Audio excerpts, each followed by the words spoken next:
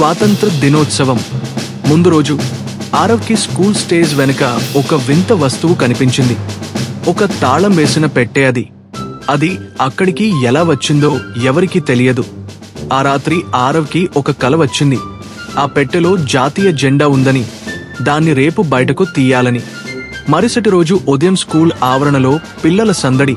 స్వాతంత్ర గీతాలు పాడుతున్నారు. బంతి పూల సువాసన అంతటా వ్యాపించింది. అందరూ తమ పనుల్లో నిమగ్నమే ఉండగా ఆరవ్ నెమ్మదిగా ఆ పెట్టె తాళం తీశాడు.